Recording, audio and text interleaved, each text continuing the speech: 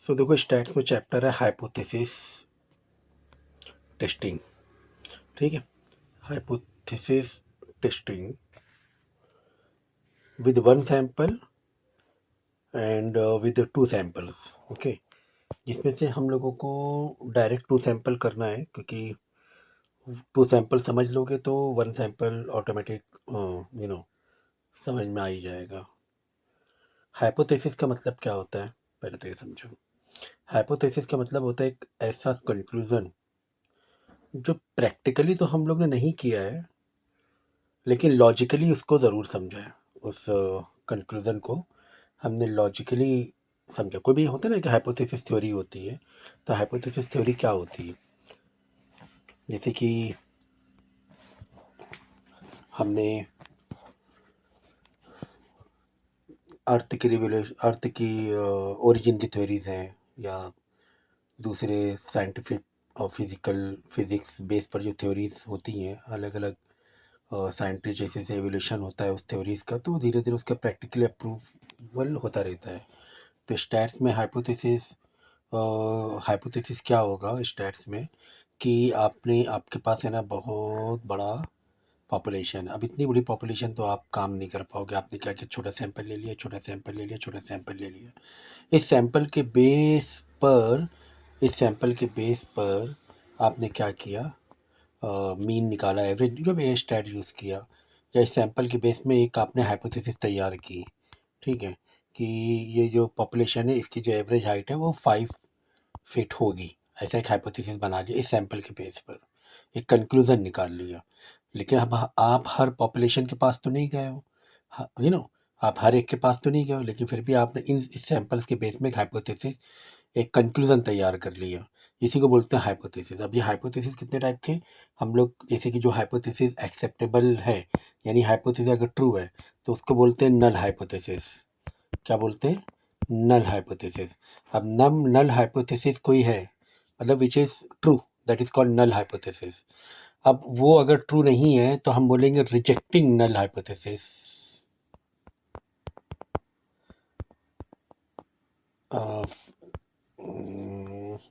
चलो, जैसे कि हमने आपको क्या बताया था, नल हाइपोथेसिस। नल हाइपोथेसिस, ठीक है। अब नल हाइपोथेसिस में दो कंक्लूजन निकल रहे हैं, अगर वो ट्रू है और नॉट ट्रू है। ठीक है, हो सकता है 5 फीट हाइट हो ना, एवरेज में जो हमने कंक्लूजन निकाला हुआ है वो 5 फीट हाइट का जो कंक्लूजन निकाला था सैंपल के बेस पर पूरे पॉपुलेशन का। ठीक है, तो वो या तो ट्रू हो सकता है या तो नॉट ट्रू हो सकता है। ठीक है, अगर वो ट्रू है तो उसको हम बोलेंगे नल हाइपोथेसिस।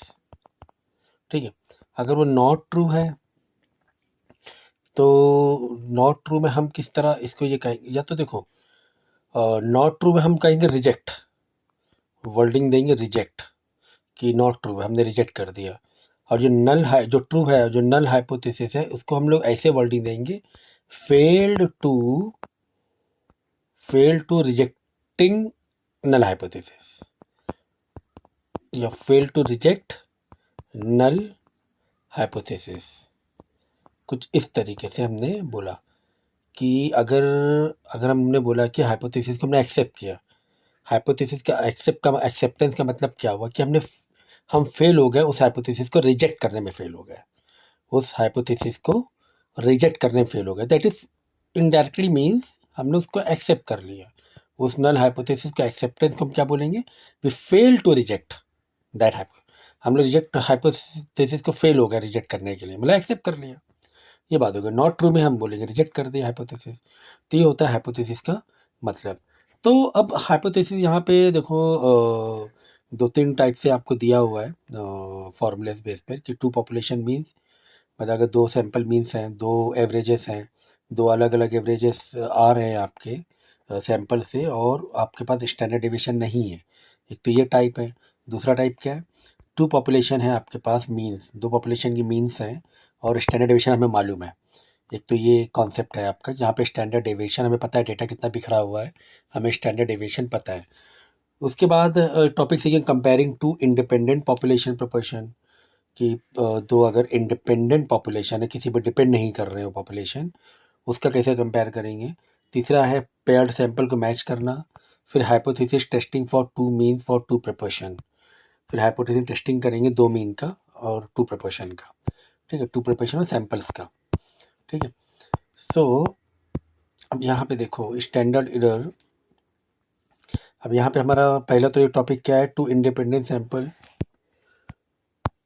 कहाँ पर थे हम लोग, हाँ, two population with unknown standard deviation. अगर हमें स्टैंडर्ड डेविएशन नहीं पता है तो हम कैसे निकालेंगे उसका पॉपुलेशन जो मीन्स है, उससे हाइपोथेसिस या टेस्टिंग कैसे करेंगे। तो यहाँ पे देखो क्या दिया हुआ है, the test comparing two independent population means with unknown and possibility unequal population standard deviation is called the Aspin, which t-test. The degrees of freedom formula was developed by Aspin Welt. So comparison of two population means is very common. हमें दो population compare करना है means को. The difference between two sample depends on both the means and the standard deviation. Very different means can occur by chance if there is a great variation among the individual sample. In order to account for the variation, we take difference of the sample means. अब बहुत ज़्यादा difference है, दो sample हैं, एक की height आ रही 3 feet, एक की हाइट आ रही एवरेज में 5 फीट, तो बहुत ज़्यादा फ़र्क हो गया। क्योंकि हमने क्या किया, एक पॉपुलेशन, देखो थोड़ा फील ले लो, फॉर्मूले का टेंशन मत लो, न्यूमेरिकल्स का, बहुत बड़ा पॉपुलेशन था, हमने छोटे छोटे दो सैंपल लिया, लेकिन ये दो सैंपल लिया तो दो सैंपल में बहुत ज़्यादा फ़र्क आ रहा था। जो हमने डेटा लिया, एक में आ रहा था 3.5 फीट हाइट और एक सैंपल में आ रहा था 6 फीट हाइट, समझो। तो कहीं से कंपेयर ही नहीं हो रहा दो सैंपल इस तरीके से, मतलब हमने ठीक से शायद सर्वे नहीं किया, जो भी रीज़न हो, सही एरिया में नहीं जा पाए, सही सैंपल नहीं निकाल पाए, तो यहाँ से कंक्लूज़न नहीं निकाल पा रहे हैं ठीक से हम लोग। कंक्लूज़न नहीं निकल रहा कि यार ये एवरेज हाइट पूरे पॉपुलेशन की होगी कितनी। भाई अगर ये 3.5 या ये 6 फीट होता, यहाँ पर 5.5 होता, तो हम मान सकते थे 6 एंड 5.5 के बीच में 5.75 हाइट होगी एवरेज हाइट। लेकिन ये तो नहीं है ना, यहाँ पर तो हाइट 3.5, एक 6 फीट, तो काफ़ी ज़्यादा फ़र्क है दो मीन। तो हम लोग क्या, दोनों मीन्स को माइनस करके फिर उसको हम कैलकुलेशन करते हैं। सो और हमें स्टैंडर्ड डेविएशन भी नहीं पता है, हमें डेटा कितना फैला हुआ ये भी नहीं पता है। So we estimate them using the two sample standard deviation from our independent sample. For hypothesis test we calculate the estimated standard deviation और standard error of the difference in sample mean. तो sample mean को हम लोग क्या करें, difference निकालेंगे, दोनों का मीन का माइनस करेंगे और इसमें से स्टैंडर्ड एरर निकालने की कोशिश करेंगे। तो मीन जब निकालेंगे दोनों का माइनस करके, तो इस फॉर्मूले से हम ये निकाल सकते हैं स्टैंडर्ड एरर, ठीक है ना। स्टैंडर्ड एरर इस फॉर्मूले से निकाल सकते हैं, ठीक है। N1 N2 मतलब ये दो सैंपल का पॉपुलेशन, मतलब दो सैंपल का नंबर्स हो गए, नॉट पॉपुलेशन, दो सैंपल का number of two samples, N1 N2, ठीक है। Where S1 S2 the sample standard deviation, यहाँ पे स्टैंडर्ड जो डेविएशन है ये, अब सर अननोन था, अरे भाई ये स्टैंडर्ड डेविएशन दो सैंपल के बीच का है, पॉपुलेशन का स्टैंडर्ड डेविएशन नहीं है, दो सैंपल का स्टैंडर्ड डेविएशन है, ठीक है ना। और स्टैंडर्ड डेविएशन 1 और 2 are the known population standard deviation, ये हमें पता ही नहीं क्योंकि पॉपुलेशन का स्टैंडर्ड डेविएशन अननोन है। एंड मीन 1 मीन 2 सैंपल का मीन है, और यू मी 1 मी 2 पॉपुलेशन का मीन है। ये आपको देखो टर्म मालूम होने चाहिए सारे, सुन लो। जो S1 पूरे स्टैट में S1 S2 जो यूज़ होता है स्टैंडर्ड डेविएशन 1 2, ये हो गया तुम्हारा सैंपल का स्टैंडर्ड डेविएशन। सैंपल में वेरिएशन कितना है, पॉपुलेशन में नहीं, सैंपल में कितना बिखराव हुआ है। और ये वाला जो सिंबल है सिग्मा वाला स्टैंडर्ड डेविएशन का, ये पॉपुलेशन का कितना ये है बिखराव है, कितना डेटा स्कैटर्ड है स्टैंडर्ड डेविएशन। इसी तरह यू है, ये पूरे पॉपुलेशन का मीन है। ये सब तो बिल्कुल लिख के रख लो। और ये जो मीन है ये सैंपल का मीन है, पॉपुलेशन सैंपल में तो फ़र्क तो आएगा ना। तो इस तरह हम लोग क्या करेंगे, डिग्रीज ऑफ फ्रीडम निकालेंगे पहले। The number of degree of freedom required some, कितनी डिग्री ले सकते हैं, कितना हम आगे पीछे हो सकते हैं। जैसे दो हाइट थी 6 एंड 3.5, इसमें कितना हम, हमारे पास डिग्री ऑफ फ्रीडम कितनी है कि इस कॉम्प्लिकेटेड कैलकुलेशन को समझ सकें, उसमें वहाँ से कंक्लूजन निकाल सकें। हाउएवर ए कंप्यूटर और calculate easily that DF are not always a whole number that is statistic calculated previously is approximated by student t distribution with df as follow. तो डिग्री ऑफ फ्रीडम इस फॉर्मूले से आप निकाल सकते हो, ठीक है। और कैलकुलेटर से करना बहुत ही ईजी है। अब यहाँ पे देखो दो इंडिपेंडेंट ग्रुप हैं, दोनों का क्या दिया हुआ है, मीन दिया हुआ है। ये x1 है, ये x2 है, ये n1 है, ये n2 है, सैंपल है ना, ये मीन है, ये स्टैंडर्ड डेविएशन है, ठीक है, s1 s2। और हमें is there difference the mean amount of boys and girls age and 7 year. तो काफ़ी दोनों में काफ़ी फ़र्क आ रहा है, दोनों के मीन में। Average number of hours playing sports per day का 2 है गर्ल्स का, बॉयज़ का बहुत ज़्यादा है, ठीक है। तो यहाँ से तुम्हें लेवल ऑफ सिग्निफिकेंस भी दिया हुआ है। लेवल ऑफ सिग्निफिकेंस मतलब जहाँ पर आप इग्नोर कर सकते हो डेटा को, 5% दिया हुआ है, ठीक है। देखो ये सारी चीज़ें पहले ही आपको बता चुका हूँ, फिर भी मैं आपको क्या करता हूँ, थोड़ा सा फिर से समझा देता हूँ, जिससे कि फिर से आइडिया आपको हो जाए। देखो होता है क्या हाइपोथेसिस टेस्टिंग में, एक्चुअली यहाँ पर समझो कि आपको है ना, एक एग्जांपल से बता रहा हूँ मैं। एग्जांपल के तौर पे आपको जो पॉपुलेशन का मीन दिया हुआ है वो 50 है, समझो, ठीक है ना। ये नल हाइपोथेसिस है, ये हमने ये हम मान के चल रहे हैं। नल हाइपोथेसिस ये क्या मान के चल रहे हैं कि इतना 50 होगा। 50 और क्या लेने, 50 एवरेज एज ले लें, 50 ऐसे मान के चल रहे हैं हम लोग, ठीक है ना, कि एवरेज एज जो है, एवरेज एज 50 मान के चल रहे हैं, ठीक है।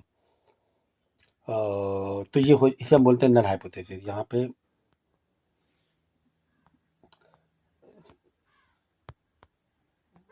ये एवरेज मीन एज 50 हमने लिया, ये 0 मतलब नल हाइपोथेसिस है, ठीक है। और μ1 यानी कि जिसको हम लोग, जो कि करेक्ट नहीं आ रहा है, that is not equal to 50। इसका मतलब ये 50 से कम भी हो सकता है, 50 से ज़्यादा भी हो सकता है। जो म्यू है, एवरेज एज है, 50 से कम भी हो सकता है, 50 से ज़्यादा भी हो सकता है। क्योंकि जो μ1 है, जो नल हाइपोथेसिस का जो रिजेक्शन है, इस जहाँ पे नल हाइपोथेसिस हम रिजेक्ट नहीं कर रहे हैं, ऊपर वाला अगर 50 आता तो हम बोलते हैं fail to reject null hypothesis, कि हमको एक्सेप्ट करना है क्योंकि 50 सच में 50 ही है या 50 के आसपास है, ठीक है। यहाँ पर क्या है कि जो रिजेक्टिंग वाला है वो 50 के बराबर नहीं, 50 से कम या 50 से ज़्यादा है। और तुम्हें स्टैंडर्ड डेविएशन समझो 20 दे दिया गया। तुम्हें सैंपल जो तुमने निकाला है 100 लोगों का निकाला है, उन सैंपल का जो मीन है, उन सैंपल का जो मीन है, तो ऊपर जो म्यू है वो हाइपोथेसिस मतलब एवरेज पूरे पॉपुलेशन की मीन है। वो हाइपोथेसिस है ना, पूरे पॉपुलेशन हमने थोड़ी ना प्रैक्टिकली हमने मीन निकाला है उनका, हमने प्रैक्टिकली थोड़ा मीन निकाला है।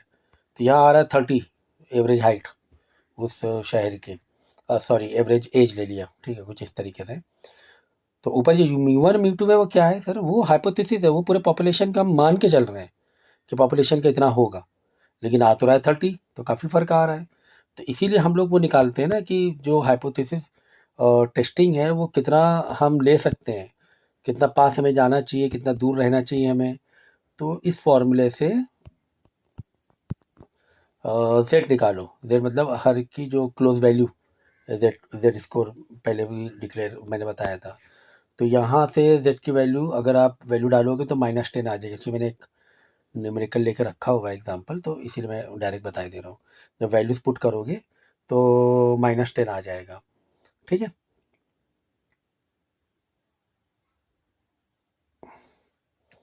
अब इस डेटा के बेस पर आपको समझो कि हम लेवल ऑफ सिग्निफिकेंस 5% ले लें। लेवल ऑफ सिग्निफिकेंस कितना ले लें, 5% ले लें, ठीक है। लेवल सिग्निफिकेंस मैंने क्या कहा, जहाँ लेवल सिग्निफिकेंस कॉन्फिडेंस इंटरवल का अपोजिट, कॉन्फिडेंस इंटरवल का अपोजिट, जहाँ पर डेटा, जहाँ पर आप एक्सेप्टेबल नहीं कर पा रहे हो डेटा को, है ना, आपका कॉन्फिडेंस नहीं है, वो होता है लेवल ऑफ सिग्निफिकेंस। तो इसकी एक टेबल वैल्यू होती है, तो 5% की वैल्यू प्लस या माइनस में 1.96 होती है, 1.96 प्लस या माइनस में होती है 1.96, ठीक है। ये आप ये कॉमन डेटा लिया जाता है 5% या 10% में देख लो, या 1% में देखो लेवल से, मतलब कितना आप, मतलब एक्सेप्टेबल कितना आप रिजेक्ट, मतलब कितना डेटा को आप रिजेक्ट मान रहे हो, आउट ऑफ अजम्पशन मान रहे हो, ये 5% आपका, कि हाँ ये 5% तुम्हारा डेटा क्या होगा, और जो जैसे 50 एज आप बता रहे हो, 50 एज के बराबर नहीं होगा, या तो कम होगा या तो ज़्यादा होगा, तो 5% चांस मान के चल रहे हैं। 95% हम कॉन्फिडेंस इंटरवल मान के चल रहे हैं। 95% क्या मान रहे हैं? Confidence interval.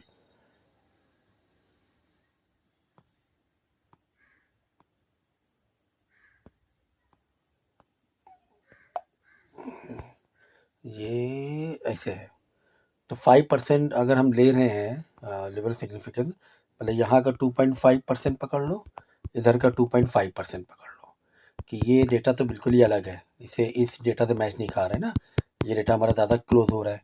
ये 95% है, यही क्या है? कॉन्फिडेंस इंटरवल बोलते हैं इसे, जहाँ पर आप डेटा कॉन्फिडेंस आप हो, आपके पास आपका कॉन्फिडेंस है, ठीक है, उस डेटा को ये करने का।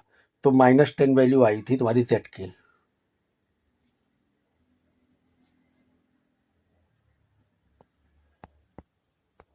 ठीक है, वो जो वैल्यू डालने पर, तो जब आपने ये किया तो 1.96, अब देखो यहाँ पे 2.5 था, यहाँ पे 2.5 था, बराबर ना, ये था आपका लेवल ऑफ सिग्निफिकेंस जो 5% लिया था, ये क्या लिया था? 5%, और 95% इसके बीच में निकल रहा था, और हमारा आंसर कितना आ रहा है? 5% अगर हम ले रहे हैं लेवल ऑफ सिग्निफिकेंट, तो 1.96 प्लस या माइनस का, तो 1.96 डेफिनेटली यहाँ पर कहीं लाई करेगा, या प्लस माइनस का और प्लस का 1.96, क्योंकि 2.5 है ना यहाँ पर, तो 1.96 यहाँ पे लाई करेगा, है ना, इसी की डेटा के अंदर। इसका मतलब वी आर, ये जो नल हाइपोथेसिस है, ये आपका जो डेटा जो भी आपने सर्वे किया है, जो अजम्पशन हाइपोथेसिस ली है, वो फेल हो गई है। वो क्या हो गई है? फेल हो गई, क्योंकि 1.96 के अंडर में आ रहा है पूरी कहानी, ठीक है, पूरी कहानी किस में आ रही है? 1.96, तो वो 2.5 और उसके बीच में आ रहा है, इधर प्लस का 2.5 माइनस का 2.5 के बीच में 1.96 वैल्यू आ गई। तो यहाँ पर आप क्या करो? रिजेक्ट कर दो, क्योंकि आपको कॉन्फिडेंस इंटरवल में डेटा आ ही नहीं रहा है, आपका डेटा कॉन्फिडेंस इंटरवल में आ ही नहीं रहा है, ठीक है।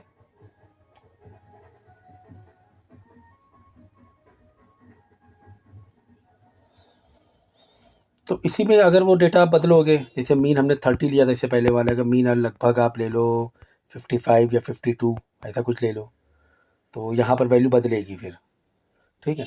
या फिर कॉन्फिडेंस इंटरवल को चेंज करो, तो वैल्यू वहाँ पे चेंज होगी। जब वैल्यू चेंज होगी तो उस हिसाब से आपका क्या होगा? कॉन्फिडेंस इंटरवल में डेटा आ जाएगा, तो आप नल हाइपोथेसिस क्या करोगे? एक्सेप्ट, मतलब फेल टू रिजेक्ट कर दोगे, एक्सेप्ट कर दोगे, ठीक है। तो जब हम मीन 30 ले रहे थे, तो हमारा आंसर -10 आ रहा था, वो जो जेड वाला फॉर्मूला लगाया था, -10 आ रहा था। तो जब हम लेवल ऑफ सिग्निफिकेंट 5% ले रहे हैं, तो 5% की वैल्यू क्या होती है? वो टेबल में तुम्हें देखना पड़ेगा, तो 1.96 होती है, ठीक है, 5% वैल्यू।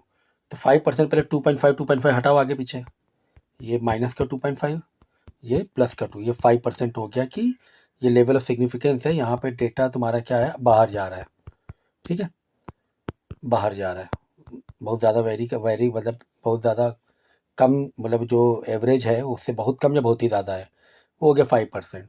तो 5% की जो वैल्यू है वो होती है, अगर टेबल में देखो, माइनस का 1.96 प्लस का 1.96, ठीक है। तो जो तुम्हारा z आया था, वो z कितना आया था? -10 आया था, जब हम मीन क्या ले रहे थे? मीन 30 ले रहे थे, और पॉपुलेशन की जो हाइपोथेसिस मीन है वो 50 ले रहे थे, है ना। ये पूरे फॉर्मूले में डाला था, वो स्क्रीनशॉट ले लेना उस फॉर्मूले का। तो -10 आ रहा, तो -10 कहाँ पे लाई करेगा? देखो, -10 लाई करेगा यहाँ पर कहीं लाई करेगा ना, -1.6 से पीछे, -1 इधर कहीं पे लाई कर रहा है ना, -1.6 के पीछे लाई कर रहा है भाई। -10 तो इधर ही जाएगा ना, बिल्कुल इधर जाएगा ना, इधर इधर जाएगा ना, -10 आंसर आया था, मीन वो ले रहे थे, तो इसका मतलब ये रिजेक्टिंग में हो गया। नल हाइपोथेसिस को हम क्या करेंगे? रिजेक्ट कर देंगे, क्योंकि ये हमारे इस मेन रेंज में नहीं आ रहा है, इस मेन रेंज में आंसर नहीं आ रहा है। अगर यही हम सैम्पल मीन बदलें, सैम्पल का मीन अगर हम बदलें, ठीक है, सैम्पल मीन हमने ले लिया 30 जगह 55 ले लिया, तो 55 डालोगे तो आंसर क्या आ जाएगा, 1 या 1 पॉइंट समथिंग आ जाएगा आंसर, जैसे 1.2 आ गया, देख लेना करके। अब 1.2 कहाँ पे लाई कर रहा है, यहाँ से चालू हुए प्लस का 1.96, यहाँ पे ख़त्म हो रहा माइनस का 1.96, तो यहाँ पे कहीं पे लाई करेगा क्योंकि प्लस का 1.2 अगर है, ठीक है, यहाँ पे कहीं लाई करेगा, तो यानी यहाँ पर तो एक्सेप्टेंस है ना, तो we are fail to reject null hypothesis. हम रिजेक्ट नहीं कर सकते, हमें एक्सेप्ट करना है, क्योंकि हमारा कॉन्फिडेंस इंटरवल के अंदर किसका आंसर आ रहा है, जेड का आंसर आ रहा है, बराबर ना। इसी तरह अगर डिग्री, अब ये भी डिपेंड करता है कि लेवल ऑफ सिग्निफिकेंस कितना है, वो डेटा को हम कितना प्रिसाइस ले रहे हैं। अगर आपने लिया 10%, तो 10% में चांसेस बढ़ जाएगा रिजेक्ट करने का डेटा ज़्यादा, क्योंकि ये रेंज बढ़ जाएगी, ये रेंज बढ़ जाएगी ऐसे, क्योंकि यहाँ पे 5%, यहाँ पे 5% का रेंज आ जाएगा, ठीक है, यानी यहाँ तक में रिजेक्ट हो रहा है। ये जो पोर्शन जहाँ मैंने येलो बना दिया पूरा, क्योंकि 5% यहाँ तक में रिजेक्ट कर रहे हैं, बस एक्सेप्टेंस का एरिया कम बना, 90% ही बचा कॉन्फिडेंस ऑफ इंटरवल, ठीक है। तो बहुत ज़्यादा चांस हो जाएगा नल हाइपोथेसिस को रिजेक्ट करने का, क्योंकि डेटा तुम्हारा कमज़ोर है, 90% ही है कॉन्फिडेंस ऑफ इंटरवल, ज़्यादा अच्छा नहीं है कॉन्फिडेंस ऑफ इंटरवल। तो डिपेंड करता है आपकी सैम्पल मीन कैसी है, और वो जो डेटा है उस पर आप ये कितना लेना चाह रहे हो, लेवल ऑफ सिग्निफिकेंस आपके डेटा के ऊपर कंपनी डिसाइड करती है कि हम कितना प्रिसाइज चाहिए। बहुत ज़्यादा लेवल ऑफ सिग्निफिकेंस बढ़ाओगे ना, बहुत ही डेटा प्रिसाइज चाहिए, ऐसे रिजेक्ट के चांसेस बहुत ज़्यादा हो जाएंगे। तो डिपेंड करता है कंपनी के ऊपर। तो ये कहानी थी इसकी, नल हाइपोथेसिस को एक्सेप्टेंस रिजेक्शन में। अब यहाँ पे दो ग्रुप हैं, तुम्हें ये सैंपल का मीन दिया हुआ है x1 x2, ये सॉरी सैंपल साइज है n1 n2, n1 n2 average number of hour per sample standard deviation, average number of hours playing per, तो सैंपल मीन है तो सैंपल ही ये हो जाएगा, सैंपल डेटा है तो सैंपल मीन ही होगा ये स्टैंडर्ड डेविएशन है S1, क्योंकि सैंपल डेटा से लिया गया है S2, ठीक है। अब हम क्या करेंगे, इसको डाल देंगे सब वैल्यूज़ में, और फिर आंसर निकालने की कोशिश करेंगे। तो जैसे मैंने अभी बताया था, ये वैसे ही तुम्हें देखो यहाँ पर भी दिया हुआ है, ठीक है। तो तुम्हें क्या लेना है, डिफरेंस लेना है मीन का, और डिफरेंस लेने के बाद तुम्हें चेक करना है कि 0 से मतलब जो भी मीन है वो उस लेवल पे आ रही कि नहीं आ रही है हाइपोथेसिस। अगर वो उसके बराबर नहीं है, जो मीन है, जो हाइपोथेसिस, देखो ये माइनस वाले तरह के प्लस हो जाएगा एच बी, तो गर्ल्स जो ये है हाइपोथेसिस है वो बॉयज़ के बराबर हो रहा है, ठीक है ना। तो ये नल हाइपोथेसिस बराबर हो रहा है तो एक्सेप्ट कर लेंगे, नहीं हो रहा है तो नॉट एक्सेप्ट करेंगे।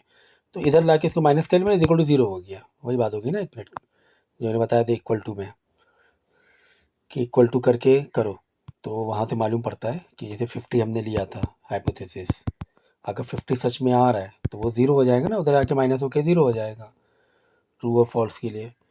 तो वहाँ पर आप एक्सेप्ट करोगे, नहीं तो एक्सेप्ट नहीं करोगे, नहीं तो एक्सेप्ट नहीं करोगे। So the word the same tell you hypothesis, null hypothesis and then equal sign, there are no other word to indicate, ठीक है। जो नल हाइपोथेसिस होती है, फिर एक होती है ऑल्टरनेट हाइपोथेसिस, कि नल हाइपोथेसिस अगर आपने रिजेक्ट कर दिया तो फिर ऑल्टरनेट हाइपोथेसिस लिया जाता है।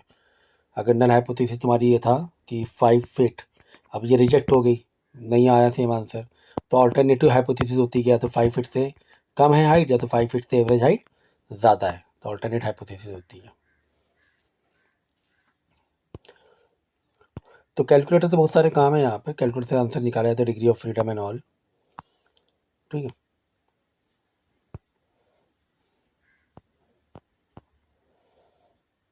और डिग्री ऑफ फ्रीडम से भी देखा जाता है कि वो कितना तुम्हें ये चाहिए। यहाँ पे देखो -1.2 से 1.2 के बीच में लिया गया है, मतलब नल हाइपोथेसिस को रिजेक्ट करने का डेटा, और ये है तुम्हारा कॉन्फिडेंस इंटरवल, तो कहाँ पे लाई कर रहा है, माइनस का 1.2,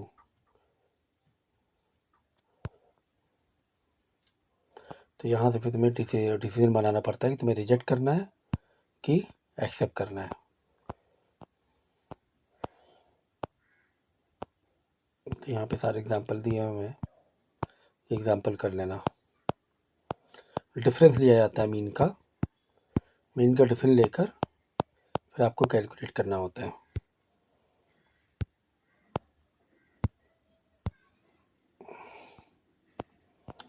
यहाँ पे थ्योरी दी हुई थोड़ी बहुत। पी वैल्यू क्या है इसकी, तो पी वैल्यू सब कैलकुलेटर से निकल जाता है।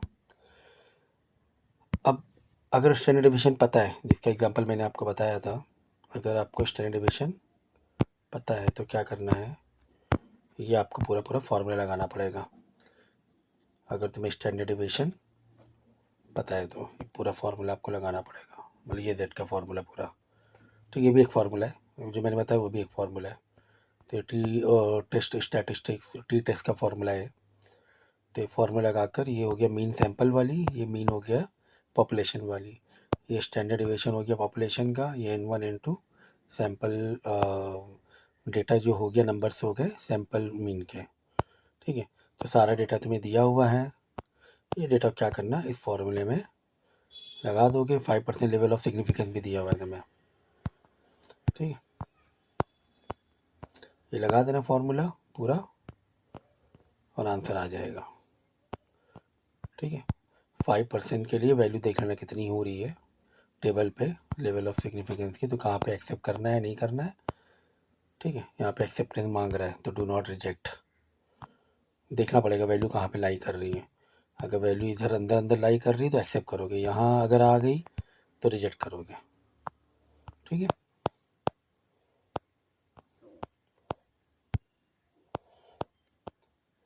फॉर्मूला लगा के आंसर निकाल लेना कि डिसीजन चाहिए कि नहीं चाहिए।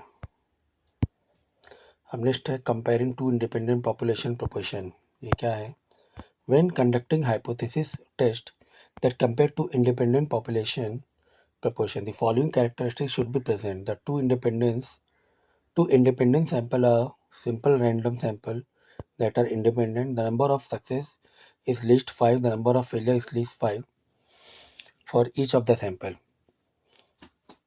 तो यहाँ पे ये बता रहे हैं, तो काम करते चलो इसके बाद में करेंगे। ठीक है, क्योंकि दो एक्सरसाइज हमने कर ली है, इसके बाद में करेंगे।